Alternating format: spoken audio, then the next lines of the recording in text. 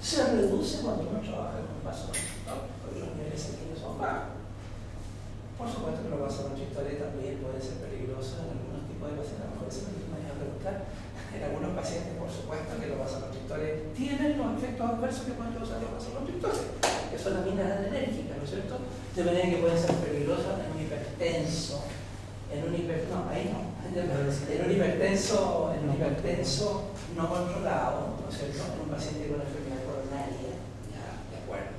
Y en el embarazo ese justamente el controlamiento de que el vasoconstrictor, ¿por qué un vasoconstrictor podría ser perjudicial durante el embarazo? ¿Qué efecto podría causar durante el músculo liso uterino? ¿Podría aumentar la motilidad uterina? ¿Podría causar una crisis de eclampsia, por ejemplo? Pero si la eclampsia no es causada por aminas adrenérgicas, la eclampsia es causada por eicosanoides, por prostaglandinas, por leucotrienos, ¿no? De manera que no hay que inculpar a los vasoconstrictores de la amina adrenérgica que sean capaces de generar un aumento de la presión arterial, lo que se conoce durante el embarazo como una perieclampsia y después durante el parto como una eclampsia, ¿ya?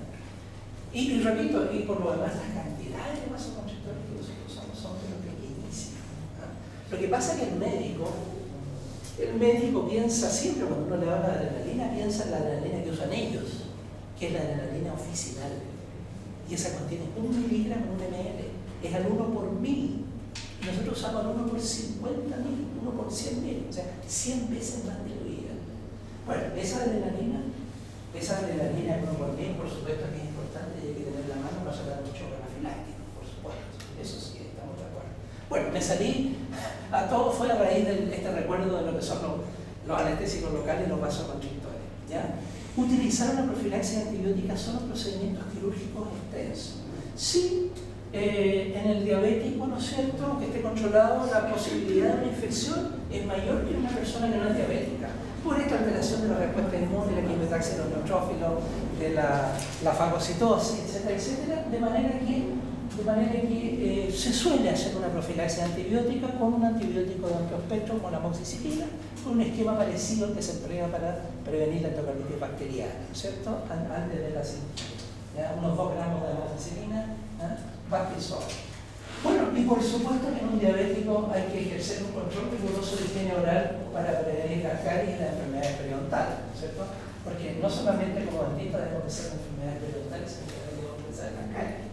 Ahora, ¿qué pasa con las caries los diabéticos? Porque en un comienzo creo que digan que el diabético tiene más caries que los no, por el hecho de que tienen una hiperglicemia mayor y tienen el sustrato sobre el cual entonces el estreptococco-mutans actúa para producir generar ácidos que van a iniciar el proceso carioso. Pero resulta que cuando este diabético comienza a controlarse, comienza a controlar su dieta y se ha visto que estadísticamente tiene menos caries que los pacientes normales. ¿Sabían eso? Bueno, eso es lo que dijo ahí por parte. Bien, sigamos. El choque hipoglicémico. Bueno, esta es la complicación, ¿no es cierto?, cuando los niveles de glucosa en la sangre más o menos llegan a 40 miligramos sistémicos por decilitro, 50 minutos, siendo lo normal 100, ¿cierto? El paciente pierde la conciencia, ¿ya? Puede precipitarse en el paciente con diabetes tipo 1, diabetes, la insulina dependiente, por el estrés de la función odontológica, por la sobredosis de insulina o por alteraciones en la dieta, y esto sería el factor más importante. El paciente olvidó o su desayuno fue muy magro, ¿ya? Y eso más el hipoglicemia que se tomó, entonces derivó en que sus niveles de glicemia bajaron y tuvo el choque hipoglicémico, ¿ya? Bueno, ¿y cómo se trata el choque hipoglicémico? Muy simple, ¿no es cierto? Bueno, aquí está el tratamiento. Bueno, la sintomatología incluye confusión mental, taquicardia, náusea, piel fría. Eso precede a la pérdida de la conciencia, ¿ya? Hipotensión e hipotermia, y lo característico es que el paciente entonces pierde la conciencia. ¿Cuál es el tratamiento? Si los niveles de glucosa están bajos, hay que aportar glucosa. ¿Cómo se puede aportar la glucosa? Bueno, con un líquido azucarado, con un caramelo. Y bueno, y si se pudiera más sofisticar en un ambiente hospitalario, se puede administrar glucagón, ¿no es cierto?, endovenoso, o glucosa sobre todo si el paciente está inconsciente. Pero basta con un líquido azucarado, ¿no es cierto?, para solucionar el problema a la medida que sus niveles de glucosa lleguen a lo normal. ¿Ya? Ahora, fíjense ustedes, a lo mejor ustedes lo recordaban de lo que es la diabetes, la fisiopatología de la diabetes.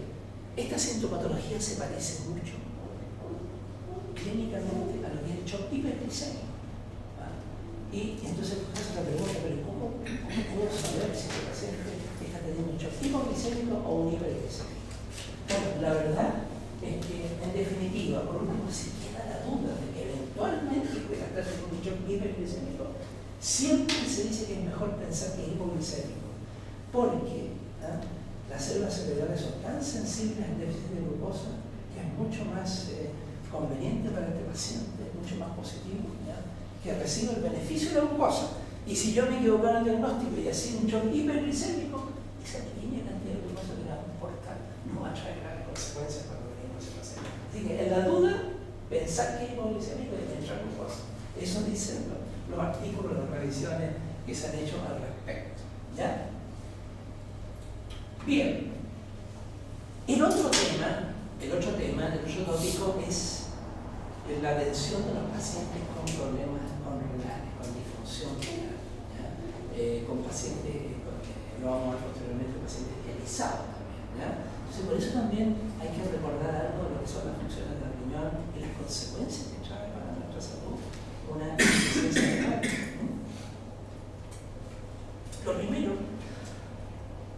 ¿cuáles son las funciones del riñón? Porque a priori, así como cuando uno dice diabetes, uno lo asocia con glucosa, con insulina. Bueno, riñón, uno lo asocia inmediatamente con la eliminación de los productos de desecho del organismo, ¿no es cierto? Para eso sirve el riñón. Y lo segundo que uno piensa, la mantención del metabolismo hidrosalino. ¿Ya? Pero resulta que el riñón cumple varias otras funciones que se ven afectadas cuando hay una insuficiencia renal. Eso es lo primero, la mantención del balance hídrico y los electrolitos, ¿ya?, la regulación del balance ácido-base, la excreción de los productos de desecho y metabolismo. Bueno, veamos la parte farmacológica, la excreción de muchos fármacos depende del riñón, ¿no es cierto? Aquellos fármacos que tienen nula o escasa biotransformación, porque son moléculas muy hidrosolubles que no se biotransforman, dependen del riñón para eliminarse solamente. Y como ustedes comprenderán, si el riñón está funcionando mal, ¿ya?, esos fármacos se acumulan en la sangre y sobre todo si tienen un potencial tóxico importante pueden causar problemas. ¿Y qué mejor ejemplo que el de los aminoglucósidos? Que, bueno, a propósito son antibióticos que no son muy importantes para nosotros, ¿no es cierto? Para nosotros son más importantes los antibióticos dirigidos a la flora gram positivo. Ya vamos a tener una sesión de antibióticos en 2 martes más, ¿no es cierto?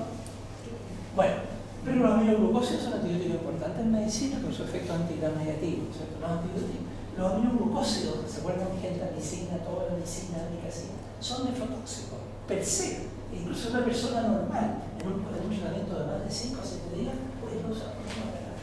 Imagínense un paciente con daño renal persistente. Algunos diuréticos también son nefrotóxicos. ¿Ya? La furosemida es nefrotóxica. Las sales de litio que se emplean en el tratamiento de la depresión endógena severa también son nefrotóxicas, etc. Bueno, pero resulta que esto se olvida habitualmente, que el riñón produce o genera moléculas que cumplen funciones de hormonas. ¿Ya? Bueno, vitaminas. Bueno, entre las hormonas o sustancias como vitaminas tenemos el calcitriol, que es la forma activa de la vitamina D. La vitamina D es necesaria para el metabolismo del calcio, ¿no es cierto? Entonces, en un paciente con daño renal va a haber problemas con la acción de la vitamina D y va a haber problemas con el metabolismo del calcio. Bueno, y los dentistas sabemos de que una de las manifestaciones radiográficas de un paciente con insuficiencia renal, con un daño renal avanzado, son áreas radiolúcidas no maxilares que en alguna oportunidad se han confundido con un granuloma de célula gigante, por ejemplo. Bueno, eso es por los trastornos del metabolismo del calcio. Bueno, y la eritropoyetina, la hormona necesaria para la síntesis de los eritrocitos a nivel de la médula,